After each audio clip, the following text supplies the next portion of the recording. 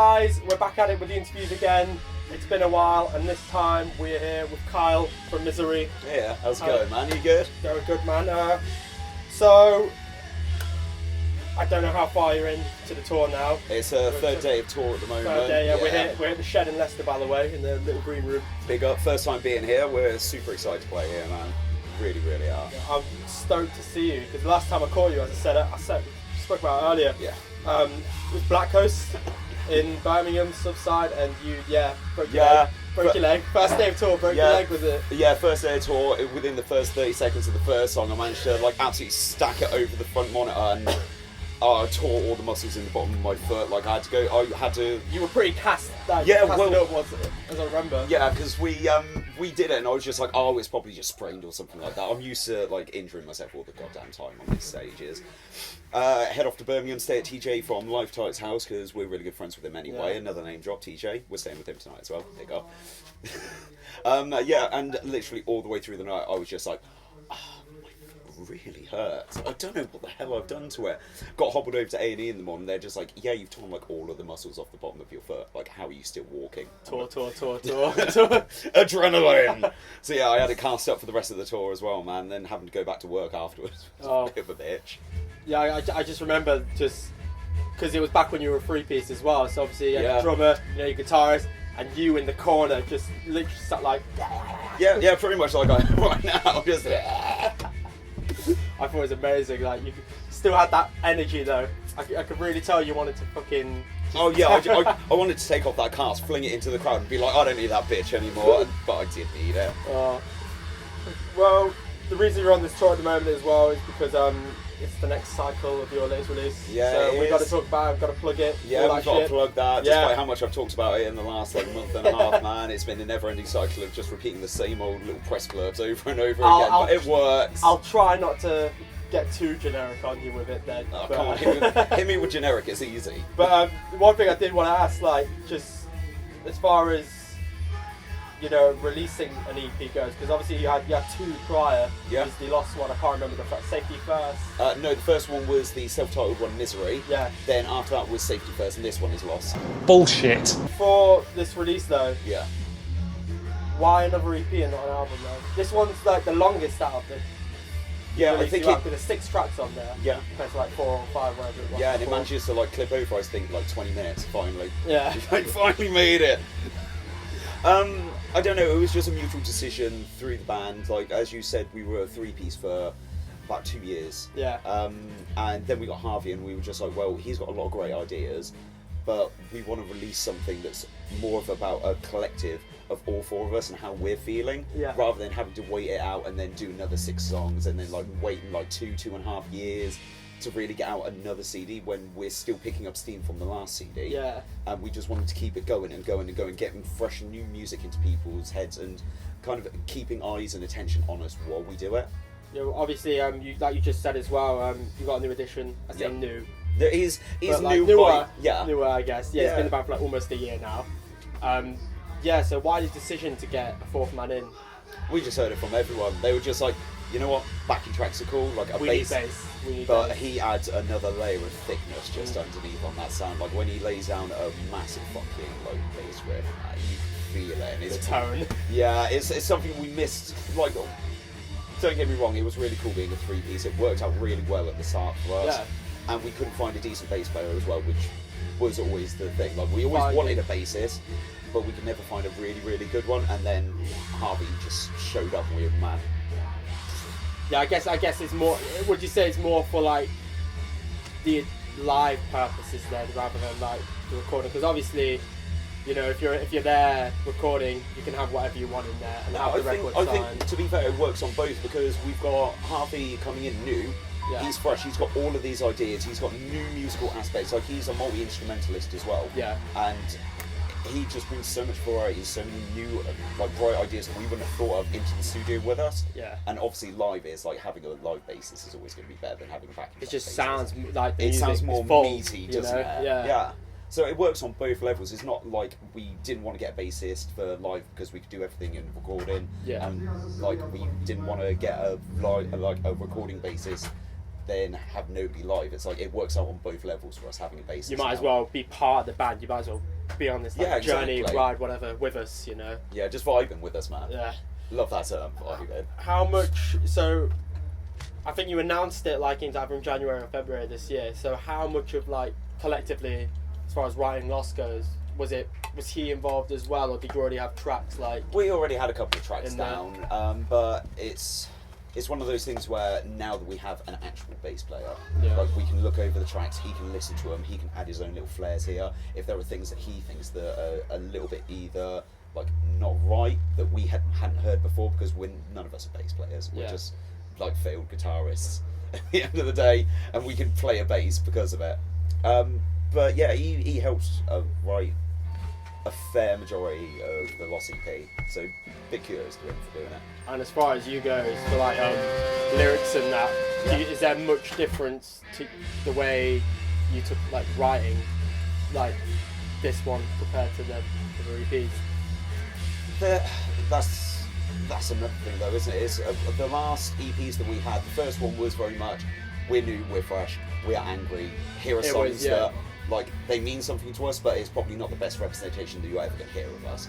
The second EP, Safety First, that we had, that was a very political based one. Like we saw the current state of the world and how everything was forming around us. There were different political parties that had just come into play. Donald Trump, Theresa May, and I think we can both agree that neither of them are exactly the brightest shining stars in the political world. I think that's the nicest way that I can say that. And yeah, so to have that, it was a very political, very hard-hitting, like vocally, lyrically, kind of to do that and then compare it to something like Lost, which is more introspective and personal. There's always going to be a different way of writing it because you need to think of it on a completely different mindset and a completely different level. But in regards to actually recording it, there's always been a thing between me and Kial, our drummer. And we've always written lyrics together. Like, I'm not somebody that can just sit down, write lyrics, and then go, right, that's it, that's done. So here's the music, go, shoot, do your thing. Like, it's never been a case like that. We've always worked on it together. Like, he's always been really personal with his lyrics. When he can't come up with something, he'll come to me and be like, all right, I've got this, can you work with this? And I'm like, yeah, of course I can. Like, this is amazing. How about we add this? How about we add that? And it's very much a back and forth thing between me and him. But that's just how we work as a band. Like, we're all involved in every piece of the puzzle, as it were. That I'll always have a say on what happens with the guitars, because if I'm not happy with the guitars, then I'm not happy to put out a record. Kind of thing. And it's all of us together have to be incredibly happy and satisfied with every piece of music. Otherwise, it just doesn't go on. I mean, it's the whole. If you're a band, it's a collective piece of work at the end of the day. Unless you're not someone's backing band, you're a unit. Like. Exactly. And it wouldn't be a proper CD. It wouldn't be a proper piece of music coming from us if like one of us was unhappy with it. Yeah, for real. I get that, man. As well as like the EP, you guys have been pretty busy. Recording in general. Obviously, you had the cover on Metal Hammer. That was a bit decisive. Let's put it like that. Has there like normally I'm somewhat familiar with how these like CDs work. You know, you get a list of songs and you pick one. So you guys Left Behind as well. So that was off Iowa as well. You went like fucking heavy. You know. Yeah, that's our favourite Slipknot album, man. So we actually sent in a list of songs. Like it wasn't them approaching us with like, here are a load of songs that we haven't got a band to play. Pick one. Like we sent them through like 10 or 15 Slipknot songs that we wanted. What were the other contenders? We had most of them were off Iowa or the People Equal Shit. You know. People Equal Shit. Everything Ends. Like that would have been a strong one because I absolutely love that track. It's just so visceral and just gut wrenching in its own way. But we ended up with Left Behind and we couldn't be happier with how it actually turned out. It was weird because that CD as a whole as well, like it's good because you're not all the bands doing the songs. It wasn't just the hits, you know. For example, Left Behind isn't like exactly their most popular song. I'm not saying it's a bad song for them, but obviously you know it's not one of the hits. It's not exactly like they don't play that live I don't think they play that live anymore. Don't. So like. And it really sucks. It's not it's not Duality, for instance. Yeah. And yeah, it's not one of their massive hits. It's still a huge hit for them. Yeah. Especially with Iowa, it was like one of the lead singles. Yeah. So of course it is a hit on them, but for everything else that they've done, it's not one of the most popular songs. The mainstream tracks, you know. And it was just really cool that we didn't want to take on a really big mainstream one of their tracks. We just wanted to do something Psychosocial or something like that. Yeah, like don't get me wrong, I would have loved to have done that. Yeah. I'd love to, but Left Behind is better. So. Yeah, we just personally thought that Left Behind was better to do. I'm trying to remember who else was on there. I think Blood Youth did sick. Yeah. That was a good one. Yeah, that was really good. Activist as well. They did they do Duality? I honestly can't remember what I'm pretty sure they did Duality. Yeah. I have to check it out again, to be fair. Yeah, rip it, man. It's such a good CD. I know. It's just like, going back to the whole. It's not the hits. It's people. You can tell there are people that are on there, bands that are on there that are actually fans of them. Yeah. Like proper fans. Like, and that's really good. We've got to talk about working with Liam from Cancer Bats, man. Oh yeah. I remember I said this to you as well when I first saw you. I was like, man, like I'm getting a proper that vibe, that cancer, especially like in your vocal style in general. So I'm assuming it's a pretty big influence on you anyway. I mean, like, I'm pretty sure every reviewer that we've had, whether it's a live show or like just on a paper, like written out, they've always compared me to Liam Cornier. They've always said that we're very much influence kind of thing, and that's not a bad thing because I love his vocal range. I love the way that he spits vocals, does his breath control, everything flows really nicely for him. And I don't want to say that he's probably the biggest influence I have, but he quite obviously is the biggest influence that I've got. I mean, that's not a bad thing to say either, though. No. Like, you can tell in the vocal style as well. Yeah. Like, especially hearing you live as well. Like, I feel it doesn't come across too much on the record, but on the live show, I feel you really represent it very well. Yeah. So how did it go about working with him then? It was a really, really weird story, man. Like we played a show in Brighton last year. Have I told you this story before? I know that you played the show though. Yeah, we played the show in Brighton last year, and everything was going absolutely fantastic for 90% of the show. Right at the end, boom, power cut. We were just like, oh man, we're on the last song. We need to nail this home. Like, what the fuck is going on? It takes about 5 to 10 minutes. Finally, they get some of the power up on stage. We've got our amps going. We've got the microphone. We've got one microphone going. Yeah. But we haven't got any of the lights. We haven't got any of the backing tracks going. So we can't play any of our songs. So basically, the things that make us look good and the things that make us sound good, we're done. We're like, we have none of it right now. We're shitting ourselves like, oh, what can we actually do? What can we do? Luckily enough, one of our friends knew that we covered Hail Destroyer God knows how many times. Oh, yeah. And we released that. That was actually the first thing that we ever released. That's what I was going to come back to that as well. Obviously, that's alright. We can come back to that again. It's all good. It all ties in though, so we've covered it now. So. And he knew, and he was just like, "Oh, play Hail Destroyer," and we were like, "Oh, that is a fucking banger." To be fair, I think that's one of the first Cancer Bats tunes I ever heard as well. Yeah, man, that was still hard. That was a massive breakout song. Yeah, and like it's such a driving moment. You gonna play it tonight? No. Oh, don't man, we can't, dude. We've already got Liam's voice on the backing track anyway. He's here in spirit with us, you know. But yeah, so we played the Hail Destroyer cover. Gets towards the end of the night, we're packing up. The sound guy comes over and just like, hey, that Hail Destroyer cover, like, that was really cool. I've sent it over to Liam from Cancer Bats. We're like, nah, you haven't, man. He's like, yeah, like I'm the touring sound guy for them in the UK when they come over. It's amazing. It's like lost connections. Yeah, it's like how can something go so wrong but yet so right for us at the same time? Well, I swear you did Oxford earlier this year as well, didn't you? Yeah, we spotted them in Oxford as well. That was back in August. I think it was August. It was for their little, because they were here for Bloodstock, so they did their run of dates. Yeah. Yeah, and they they were just like, yeah, cool, like let them open.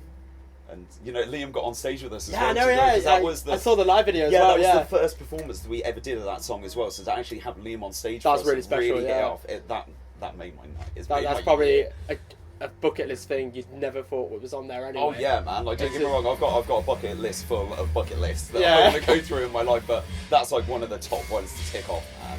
Like I'm so happy, so pleased with how it actually all came about. I mean, I've seen the video as well. If you haven't, go check it out. Yeah, please do. We need the views. Get the views. Get that ad revenue, hopefully. Yeah, that ad revenue, 0.02 pence per view. Making P, you know. I'll make it somehow.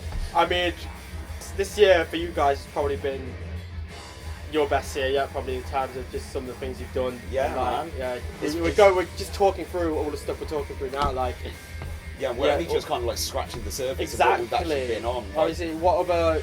Is there anything else we probably missed out that's like a highlight for you? Obviously, Heavy Music Awards as well. You were there. yeah, that was wicked, man. We did that on one day's notice. Like we did it on probably about 6. I can't. Were you guys nominated? No, we weren't nominated. You just turned up like. And we didn't just turn up, man. Like we had 16 hours notice. Our PR girl Donnie, like God bless you, Donnie. You've done so much for us. If you see this, and you probably will because you helped organise this. I know. We love you so much. You do not know.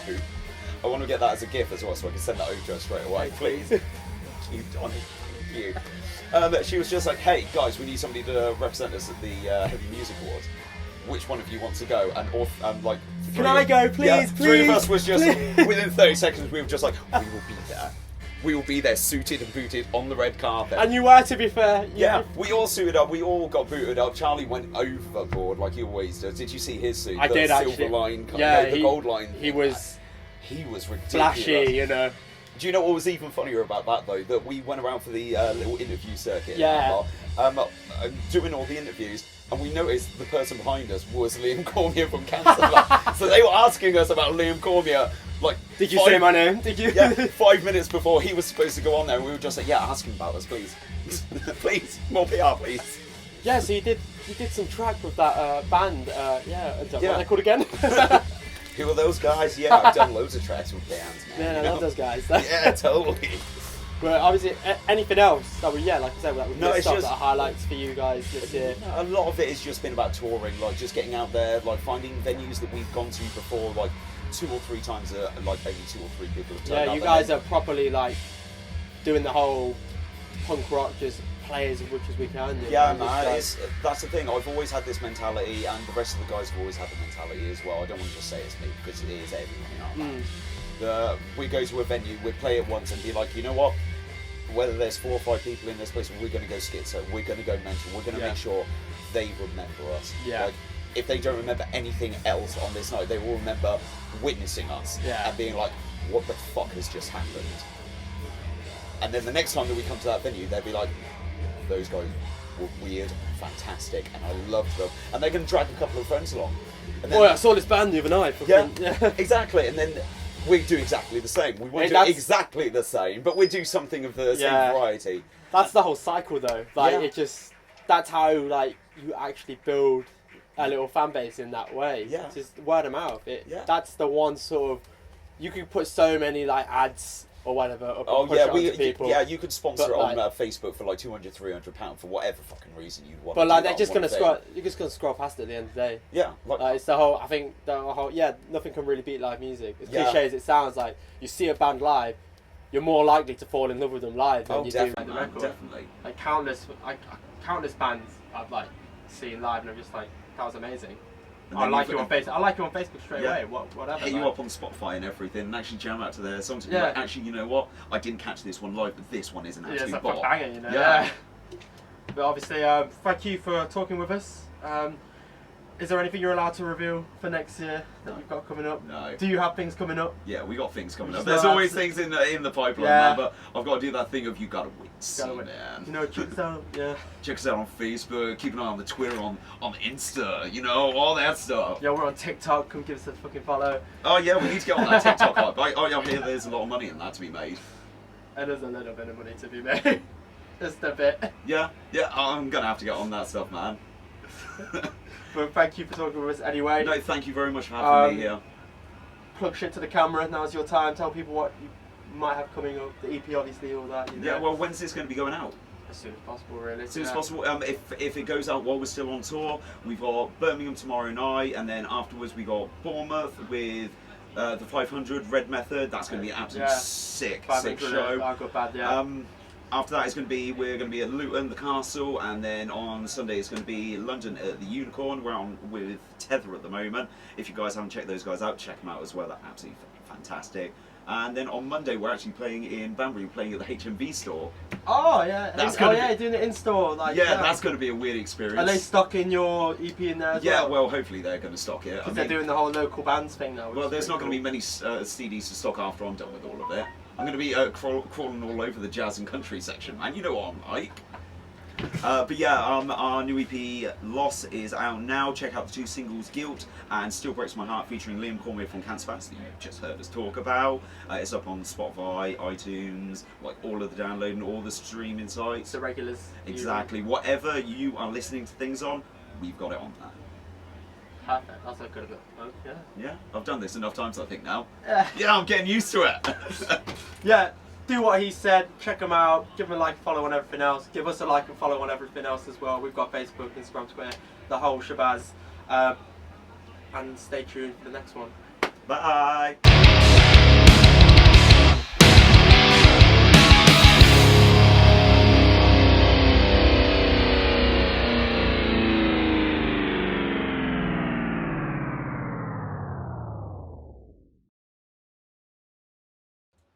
Yay! Woo! Yeah, we did that thing, man.